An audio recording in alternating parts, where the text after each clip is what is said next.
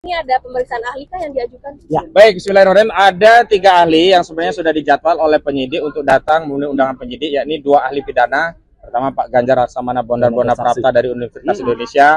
Yang kedua ada juga Bapak Azmi Saputra dari Universitas Trisakti. Keduanya sudah kami konfirmasi dan sudah kami teruskan. Hanya saja untuk Pak Ganjar itu berhalangan hadir, nanti akan dijadwalkan ulang dengan penyidik. Kami juga sudah koordinasikan dengan penyidik. Yang kedua Pak Azmi Saputra sudah mendapatkan surat tugas dari Universitas Trisakti untuk menghadiri pemeriksaan, namun jadwalnya memang masih akan disesuaikan. Hanya saja untuk yang Profesor Aceng Ruhendi Saifullah, beliau adalah ahli linguistik forensik dari Fakultas Pascasarjana Universitas Pendidikan Indonesia Bandung.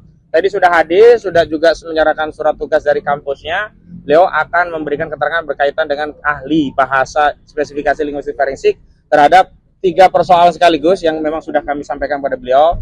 Pertama, apakah pertanyaan-pertanyaan seputar ijazah Joko Widodo yang sempat ditanyakan oleh klien kami yang hari ini berjuang-berjuang kita mendapatkan status tersangka, termasuk Pak Roy, Pak Rismon, Bu Tifa, Bu Kurnia, Pak Rustam, juga Pak Rizal Fadilah, yang bertanya baik ke Yogyakarta maupun ke Solo pada tanggal 15 dan 16 April 2025 yang lalu, itu termasuk tuturan atau ujaran yang masuk kategori dapat dipidana. Nah, walaupun kami sudah mendapat penjelasan bahwa tuturan-tuturan itu bersifat mempertanyakan, jadi tidak mungkin bisa dikualifikasikan sebagai satu pidana. Dan saat itu sebenarnya pertanyaan-pertanyaan itu sebenarnya simpel bisa dijawab oleh saudara Joko Widodo ketika datang ke Solo dengan menunjukkan ijazahnya, maka akan selesai. Namun sayangnya saat itu saudara Joko Widodo menyampaikan kepada klien kami, tidak ada kewenangan kalian menanyakan ijazah saya, tidak ada kewajiban kami untuk menunjukkan ijazah yang saya miliki. Nah, karena itulah kemudian pertanyaan-pertanyaan ini tidak terjawabkan. Yang kedua, berita kedua yaitu apa? Yaitu upaya untuk memberikan jawaban atas pertanyaan-pertanyaan seputar ijazah itu yang dilakukan oleh klien kami.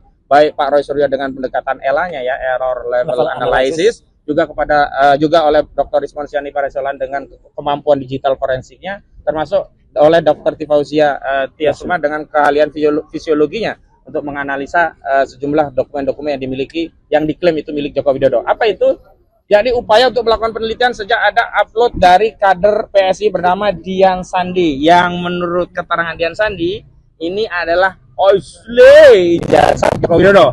Nah, itulah yang kemudian diteliti. Dan yang kedua juga ada objek yang diteliti, yakni objek yang dipamerkan oleh Dekan Fakultas Kehutanan Bapak Sigit Sunarta, yang itu diklaim sebagai milik Joko Widodo. Termasuk yang terakhir adalah karena ada primary evidence, yakni bukti dokumen berupa skripsi yang ditunjukkan langsung kepada klien kami Pak Roy Suryo, yang itulah kemudian dijadikan bahan. Nah, pertanyaan kami secara linguistik forensik nanti akan dijawab melalui keterangan adalah apakah melakukan penelitian dan kemudian mendapatkan kesimpulan bahwa dokumen itu secara saintis disimpulkan sebagai palsu dengan pendekatan ungkapan hiperbola ya, seperti 99,9% palsu, atau Bung Rismon Syanipar menyebut dengan 11.000 triliun palsu, itu adalah masuk kategori ujaran atau tuturan yang mengandung pidana. Nah, nanti akan dijelaskan itu tidak termasuk, tetapi rinciannya akan dijelaskan pada penyidik. Ada berapa jumlah saksi ahli yang diajukan yang telah diperiksa oleh penyidik? Ya, sebelumnya dengan Bang Refli itu ada 1, 2, 3, 4, 5, 6. Jadi 6 ahli dan saksi, tetapi masih ada ahli dan saksi yang lainnya. Jadi kalau kita menggunakan kita menggunakan representativitas kan dari penyidik itu kan mengajukan 22 ahli. Kami berencana 22 juga. Jadi baru sekitar baru di bawah 10 lah ya.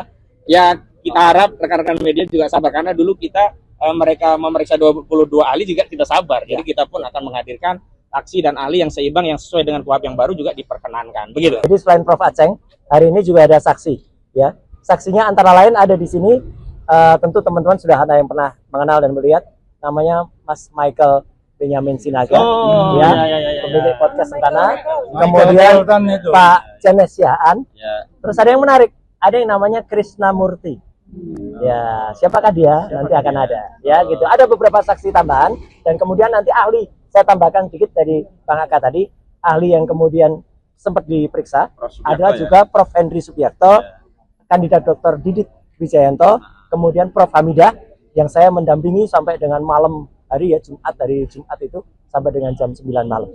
Jadi intinya itu, dan tadi saya ingin mengklarifikasi karena ada hoax yang di luar bahwa Bang Aka, Bang Gafur ini bukan lagi kuasa hukum Roy CS. Saya pastikan itu hoax ya.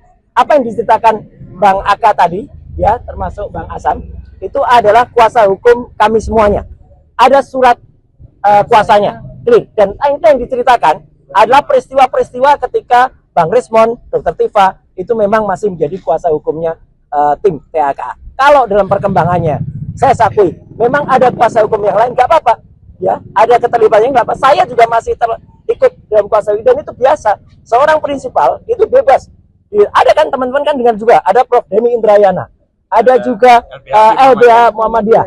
Ya, mereka ikut membersamai dan mereka tidak mempermasalahkan itu. Nah, ini saya ingin tambahkan sedikit tadi ya. Jadi inilah bukti primary evidence yang juga dulu pernah saya tunjukkan. Inilah bukti yang benar-benar tidak hanya diperlihatkan kalau ini. Waktu itu saya pegang dan bahkan saya potret dengan kamera resolusi tinggi. Sehingga teman-teman bisa lihat bedanya antara kertas baru dan kertas lama. Kertas lama yang masih ketikan manual, di sini masih tertulis Dr. Ahmad Sumitro, dan kertas baru yang tulisannya sudah Profesor Dr. Insinyur Ahmad Sumitro. Logis tidak? Kalau pada satu skripsi yang sama, ya, bulannya November 1985, di mana Dr. Ahmad Sumitro waktu itu belum mengukuhkan atau belum dikukuhkan seorang guru besar, ya itu betul. Namanya doktor. Ketika dia sudah profesor, November 1985, padahal pengukuhannya adalah bulan Maret 1986. Jadi ini adalah lembar yang disisipkan. Makanya waktu itu Dr. Rismon mengatakan ini palsu, ya gitu. Saya juga menyampaikan ini jelas betul, kertasnya saja beda. Ya, jadi artinya itu bukti-bukti yang kemudian dikuatkan, termasuk juga keterangan dari Prof. Henry Subiakto yang mengatakan bahwa Undang-Undang ITE itu adalah untuk transaksi elektronik, bukan untuk pemidanaan urusan politik. Amin. Ya, itu clear-nya ya. Jadi satu lagi sedikit, mumpung saya juga hadir selaku saksi dari peristiwa hukum yang dilaporkan oleh Mas Michael Sinagama. Siap. Nah, ketika melaporkan seseorang yang bernama Andi Azwan. Saya menjadi saksi karena saya datang pada saat kejadian. Ya. Satu Dan lagi. Joshua Sinambela. Ya, saya datang pada saat kejadian. Yang pertama saya ada hadir di salah satu TV yang studionya waktu itu ada di Sarina. Tapi sekarang studionya udah pindah ke Ring 1. Ya, satu lagi yang studionya ada di Kebun Sirih. Ya, yang waktu itu saya juga hadir. Ya, gitu. Jadi intinya itu ya. Jadi kami saling membersamai, kami saling mendukung, dan kalau ada satu rekan yang terkena musibah, bukan berarti kita ikut jadi korban kita melarikan diri, bukan. Ya, kita semua kita semua mohon izin, mohon dipegang. Kita semua satu grup yang sama. Kita semua apa? Yaitu korbannya Mulyono. Ini baju lama tapi aktual. Ya, korbannya Mulyono kita semua ada di sini. Ya, saya kira itu ya. Mungkin ada tambahan lain. Download Tribun X sekarang. Menghadirkan lokal menjadi Indonesia.